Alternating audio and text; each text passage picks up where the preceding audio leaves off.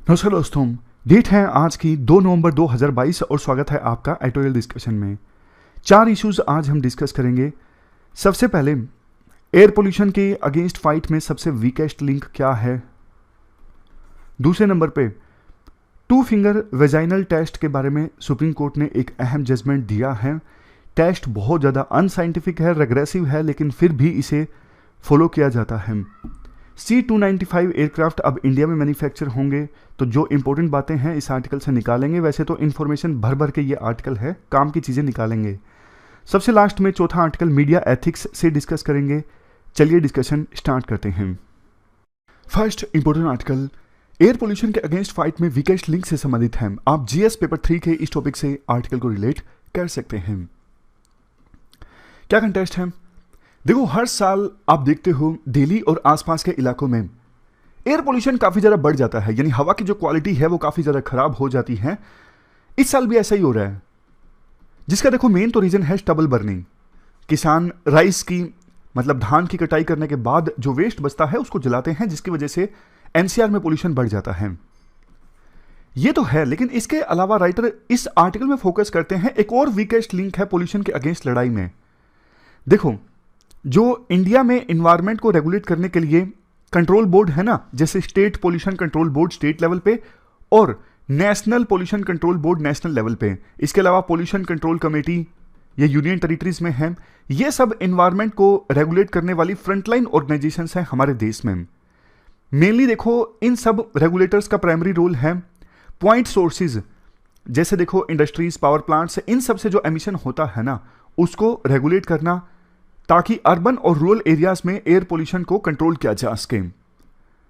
But देखो, इसके साथ साथ और भी बड़े रोल हैं इन रेगुलेटर्स के, जैसे नेशनल क्लीन एयर प्रोग्राम में जो टारगेट्स हैं उनको अचीव करने के लिए गाइड करना समय समय पर रेलेवेंट अथॉरिटीज को। फाइनेंस कमीशन के द्वारा जो ग्रांट दी जाती है उस ग्रांट को अच्छे से खर्च करना और करवाना। अगर देखो हम बात करें ये स्टेट पोल्यूशन कंट्रोल बोर्ड कौन से एक्ट के अंदर आते हैं, देखो सबसे पहले तो शुरुआत में इन्हें water prevention and control of pollution act 1974 के अंतर्गत इस्टेब्लिश किया गया था। लेकिन 1981 में ये जो एक्ट आया ना, air prevention control of pollution act 1981, इसके तहत भी इन स्टेट पोल्यूशन कंट्रोल बोर्ड को पावर दे दी गई कि आपको एयर क्वालिटी को अच्छे से मैनेज करना है। उसके बाद तो देखो समय समय पर और बहुत सारे रूल्स आए, इन्वायरमेंट संबंधित एक्ट्स आए, जिनके तहत स्टेट पोल्यूशन कंट्रोल बोर्ड्स को पावर दी गई। लेकिन देखो समय के हिसाब से स्टेट पोल्यूशन कंट्रोल बोर्ड की जो पावर इंक्रीज होनी चाहिए थी ना, वो पावर इंक्रीज नहीं हो उसकी है। ये काफी ज्यादा दिक्कत की बात है। और आप देख लीजिए हमारे देश में जो इन्वायरमेंटल इंडिकेटर्स हैं, जैसे एयर क्वालिटी, वाटर क्वालिटी, कितनी ज्यादा खराब हो गई है कई सारे एस्पेक्ट्स में। ओवर द ईयर्स देखो बहुत सारी कमेटीज ने रिपोर्ट दी है कि ये स्टेट पोल्यूशन कंट्रोल बोर्ड खराब क्यों परफॉर्म कर रहे हैं, इनकी खराब परफॉर्मेंस के रीजंस क्या हैं। अभी देखो हम बात करेंगे कैसे ये जो स्टेट पोल्यूशन कंट्रोल बोर्ड है वो खराब परफॉर्म कर रहे हैं, मतलब मेन रीजंस क्या हैं। रीजंस को देखो 3 पार्ट्स में क्लासिफाई किया गया है। सबसे पहला जो रीजन है इनकी खराब परफॉर्मेंस का, कंपोजिशन कैसी है, मतलब कैसे मेंबर्स हैं स्टेट पोल्यूशन कंट्रोल बोर्ड में।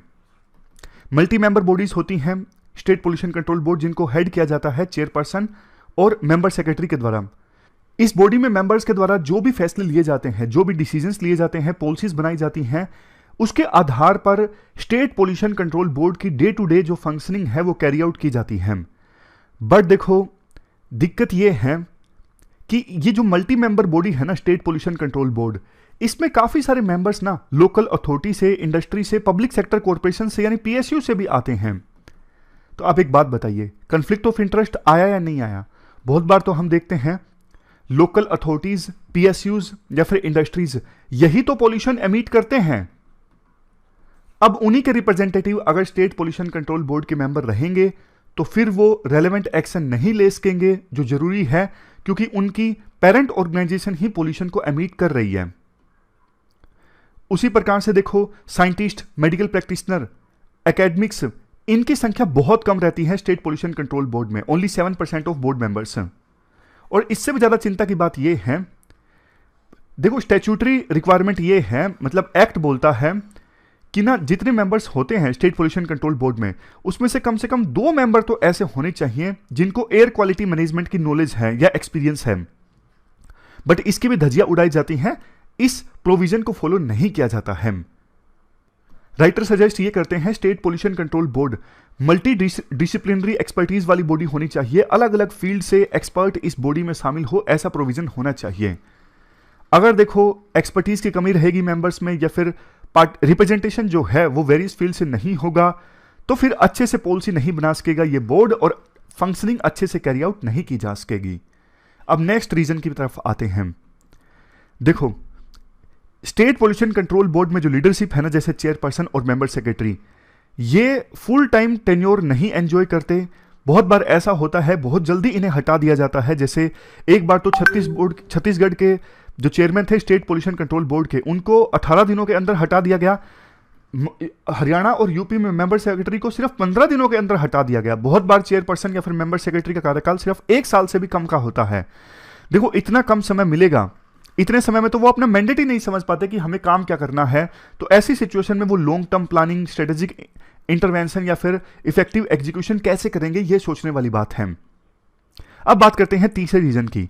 देखो ये state pollution control board under staffed body रहती है। जितनी टोटल सैंक्शन पोस्ट है, मान लीजिए 100 सैंक्शन पोस्ट है, 40% पोस्ट तो खाली रहती हैं अवेलेबल जो डेटा है उसके अनुसार।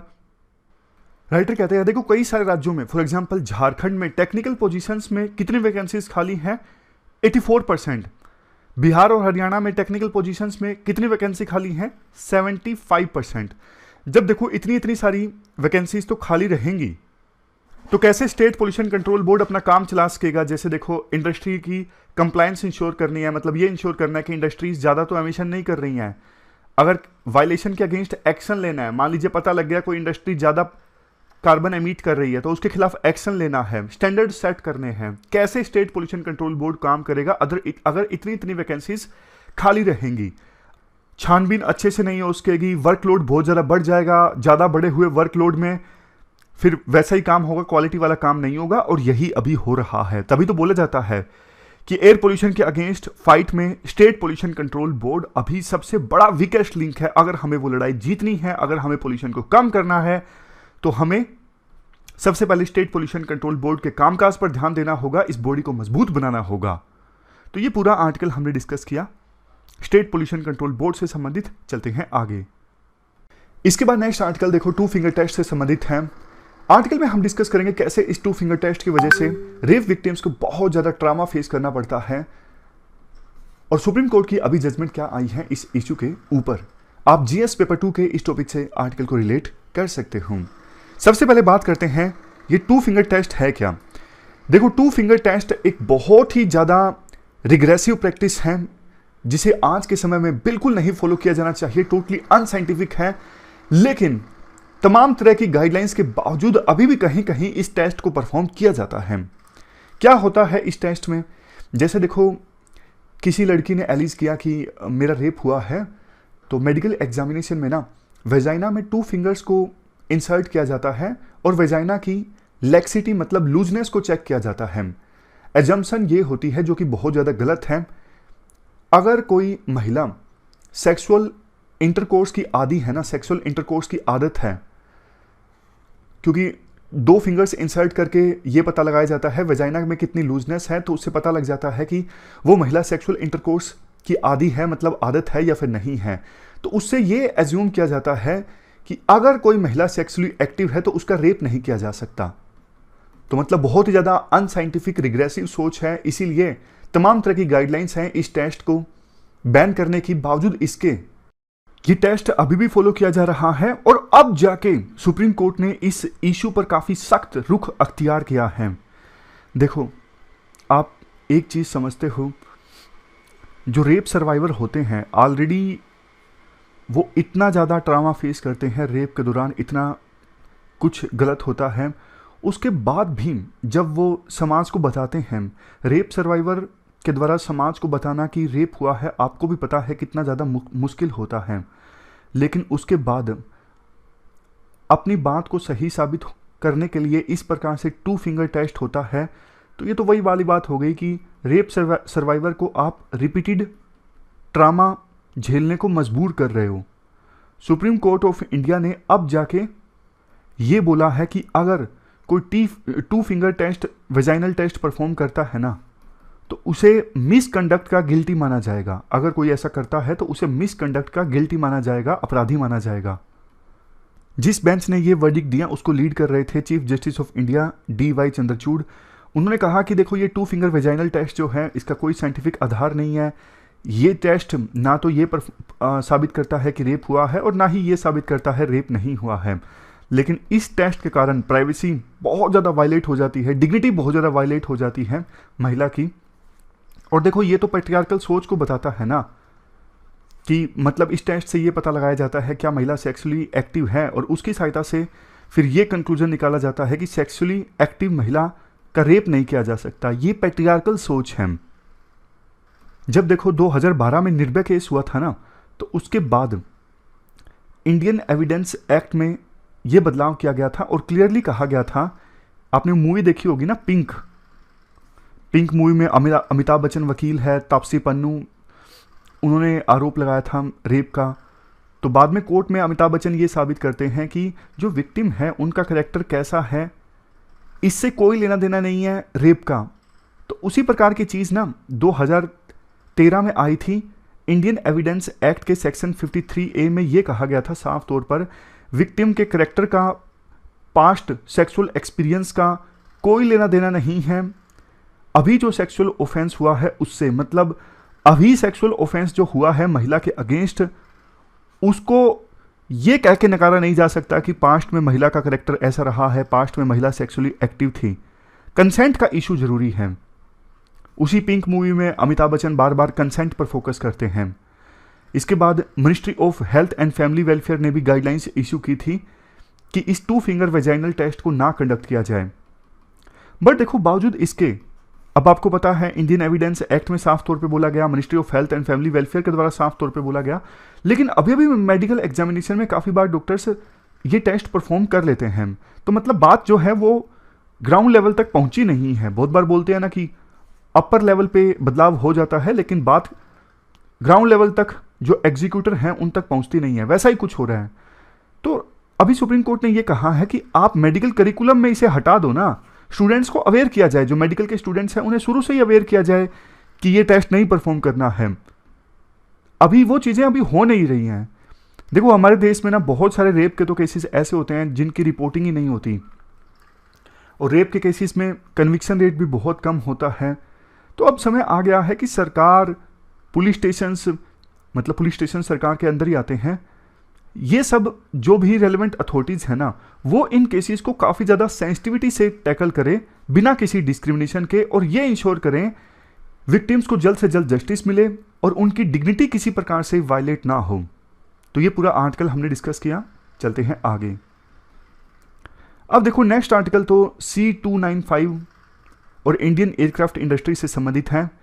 काम के जो पॉइंट्स हैं वो इस आर्टिकल से हम निकालते हैं। GS पेपर 3 के इस टॉपिक से आर्टिकल को रिलेट कर सकते हो। कंटेस्ट देखो ये है, 30 अक्टूबर को प्रधानमंत्री मोदी के द्वारा ना फाउंडेशन स्टोन रखा गया वडोदरा में। C295 ट्रांसपोर्ट एयरक्राफ्ट को मैन्युफैक्चर करने के लिए फैसिलिटी सेटअप की जाएगी। किसके द्वारा? इसके लिए देखो, एयरबस जो कंपनी है ना, उनका टाई अप हुआ है टाटास के साथ में। Tata advance system limited Tatas की कंपनी है, TSL, इनका टाई अप हुआ है एयरबस के साथ में। मिल के दोनों ये C295 एयरक्राफ्ट मैन्युफैक्चर करेंगे वडोदरा में। पहली बार होगा कोई प्राइवेट कंपनी इंडिया में फुल एयरक्राफ्ट मैन्युफैक्चर करेगी। तो इंडिया को देखो डिफेंस के मामले में आत्मनिर्भर बनाना है, तो बहुत ही अच्छा स्टेप है, ये माइलस्टोन है आत्मनिर्भरता के मामले में डिफेंस की अगर हम बात करें। ये C295 जो एयरक्राफ्ट है ना, ट्रांसपोर्ट एयरक्राफ्ट है, कैपेसिटी है 5 से लेकर 10 टन के बीच में। इससे पहले एवरो एयरक्राफ्ट इंडियन एयरफोर्स के द्वारा यूज़ किया जाता था, तो उसकी लिगेसी को फिल किया जाएगा इस C295 के द्वारा। इसको मैन्युफैक्चर करने का जो प्रपोजल है वो देखो ओरिजिनेट हुआ 2013 में, और अब जाके फाइनली फाउंडेशन स्टोन रखा गया है। पिछले साल यानी 24 सितंबर 2021 को मिनिस्ट्री ऑफ डिफेंस ने ना एक कॉन्ट्रैक्ट साइन किया था एयरबस डिफेंस एंड स्पेस के साथ में।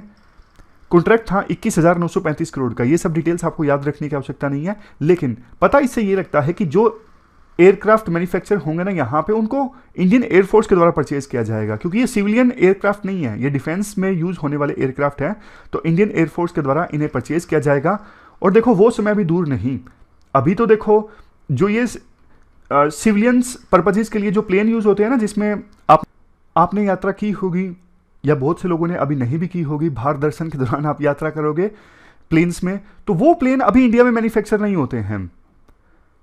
लेकिन अब देखो एयरबस होगी, बोइंग होगी, ये प्लेन्स की हम बात कर रहे हैं जो सिविलियन पर्पजेज के लिए इस्तेमाल होते हैं, इनकी मैन्युफैक्चरिंग के लिए ना इंडिया से माल बहुत इंपोर्ट होता है, चाहे वो इंजीनियरिंग सर्विसेज हों या फिर पार्ट्स हों। बहुत सी SMEs, small and medium enterprises, वो बहुत माल देती हैं इन कंपनीज को, बोइंग को, एयरबस को। लेकिन अभी भी देखो ये जो एयरक्राफ्ट है ना, टोटली इंडिया में मैन्युफैक्चर नहीं होते हैं। तो अब ट्रांसपोर्ट एयरक्राफ्ट डिफेंस पर्पजेज के लिए इंडिया में मैन्युफैक्चर होंगे, लेकिन एक समय ऐसा भी आएगा ये जो सिविलियन पर्पजेज के लिए इस्तेमाल होने वाले प्लेन है ना, ये भी इंडिया में मैन्युफैक्चर होंगे, वो दिन दूर नहीं। क्योंकि देखो इससे बहुत से रोजगार के अवसर पैदा होते हैं, टेक्नोलॉजी आती है तो फिर बाद में हम इन्हें एक्सपोर्ट भी कर सकते हैं। अभी देखो हमें इंपोर्ट करने पड़ते हैं, एक समय ऐसा आएगा कि हम इन्हें एक्सपोर्ट करेंगे दूसरे देशों को। देखो बोइंग का ये कहना है कि $1 बिलियन के जो इक्विपमेंट्स हैं, पार्ट्स हैं, हम इंडिया से परचेज करते हैं। 300 प्लस सप्लायर के साथ में इंडिया में हमारी पार्टनरशिप है। बोइंग के 3000 एम्प्लॉइज इंडिया में काम करते हैं। मतलब ये कंपनीज पूरा प्लेन इंडिया में मैन्युफैक्चर नहीं करते, लेकिन एक्टिव हैं। जैसे टाटास के साथ में बोइंग का भी एक कॉन्ट्रैक्ट है हेलीकॉप्टर्स, जैसे AH-64 अपाचे हेलीकॉप्टर्स को मैन्युफैक्चर करने के लिए। देखो इंडिया का जो एविएशन सेक्टर है ना, वर्ल्ड में फास्टेस्ट ग्रोइंग एविएशन सेक्टर है। जल्द ही हम टॉप 3 कंट्रीज में आ जाएंगे वर्ल्ड में एयर ट्रैफिक के मामले में। हर साल करोड़ों पैसेंजर्स नए नए एयर से ट्रैवल करते हैं, और देखो आने वाले 10-15 सालों में हमें अगर एयर ट्रैफिक को मेंटेन करना है ना, एकोमोडेट करना है, तो 2000 नए पैसेंजर और कार्गो एयरक्राफ्ट की हमें आवश्यकता है। उस दिशा में इस फैसिलिटी का वडोदरा में सेटअप होना एक बहुत ही अच्छा स्टेप है। अब हम आगे आर्टिकल डिस्कस करते हैं मीडिया एथिक्स से संबंधित। सबसे पहले बात करते हैं बेसिक इंट्रोडक्शन की। देखो जैसा आपको पता है, डेमोक्रेसी में मीडिया का रोल 4th पिलर की तरह होता है। लेकिन वो बात अलग है, कुछ एक्सपर्ट्स आज के समय में बोलते हैं मीडिया का काम 4th पिलर के बजाय 4 पिलर की तरह हो रहा है। ऑलरेडी जो 3 पिलर्स हैं उनको कमजोर करने का काम मीडिया कर रही है। इंडिया में तो मीडिया इतना नीचे गिर चुकी है, इतने नीचे गिर चुकी है कि शायद और नीचे गिरेगी तो तेल मिल जाएगा, ऑयल तक पहुंच जाएगी। खैर, इंट्रोडक्शन में ये कहा जाता है डेमोक्रेसी में मीडिया का बहुत इंपॉर्टेंट रोल है। लोगों को जागरूक करना नेशनल और इंटरनेशनल इवेंट्स के बारे में, और फ्रीली इंफॉर्मेशन मिलती है लोगों को मीडिया के माध्यम से। सरकार की अकाउंटेबिलिटी फिक्स करना ये भी मीडिया का काम है।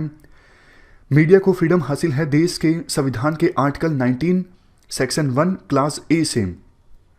फंडामेंटल ऑब्जेक्टिव जर्नलिज्म का ये होता है लोगों को न्यूज़ प्रोवाइड करना, व्यूज़, कमेंट्स, इंफॉर्मेशन प्रोवाइड करना उन मामलों पर जो कि पब्लिक इंटरेस्ट के हैं। मीडिया का ये भी काम बनता है कि वो एक्यूरेटली काम करे, गलत इंफॉर्मेशन ना दे, बिना बायस्ड होके काम करें और डिसेंट लैंग्वेज इस्तेमाल करें लोगों को न्यूज़ प्रोवाइड करते वक्त। अगर देखो यूपीएससी क्वेश्चन पूछ लेती है what are the duties of media, तो आप ये सब पॉइंट्स लिख सकते हो। हेल्दी डेमोक्रेसी को शेप करना, लोगों को सोशियो पॉलिटिको इकोनॉमिक कंडीशंस के बारे में बताना जो फिलहाल के समय में एग्जिस्ट कर रही हैं, एक मिरर के तौर पे काम करना, समाज में जो भी हार्श रियलिटीज़ हैं, सच कड़वा होता है लेकिन आईना दिखाना, सिटीजन्स को अनबाइस्ड इंफॉर्मेशन प्रोवाइड करना, जनता की थिंकिंग प्रोसेस को शेप करने में मदद करना, पॉलिटिशियंस को याद दिलाना अनफुलफिल्ड वादों के बारे में, और हर एक उस एक्शन को क्रिटिसाइज करना जो स्पिरिट ऑफ जस्टिस के अगेंस्ट हैं। पॉलिटिक्स में या फिर किसी भी जगह पे जो अनफेयर या फिर करप्ट प्रैक्टिसेस हैं उनको उजागर करना, समाज में, देश में यूनिटी एंड ब्रदरहुड को प्रमोट करना, और सबसे लास्ट में डेमोक्रेटिक सिस्टम की कमियों को भी उजागर करना।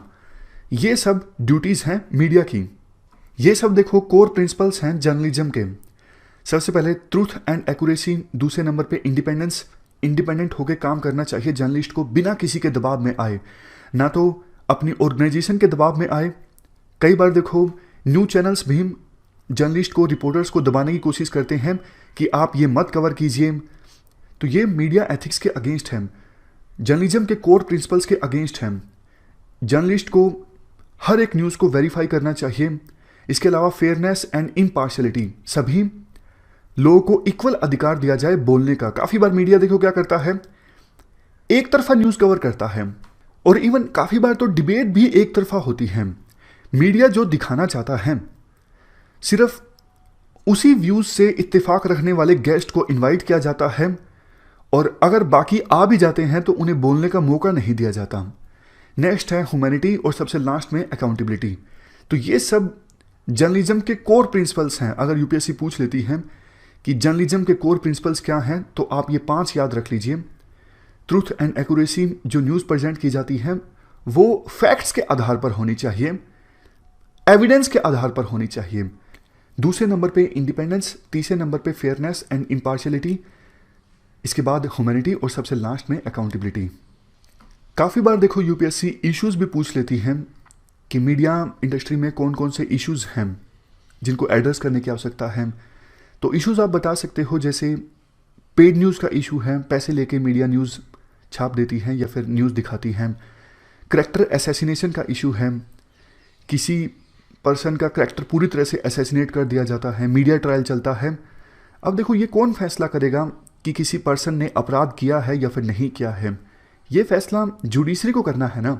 लेकिन मीडिया कभी कभी ऐसा करती है, किसी पर्सन के करैक्टर को इतना ज़्यादा असैसिनेट कर दिया जाता है, इवन जुडिशरी की जो ओपिनियन है वो भी इन्फ्लुएंस हो जाती है। इसके बाद फेक न्यूज़ का भी इशू है, और मीडिया आज के समय में देखो बहुत ज़्यादा डिवाइडेड है।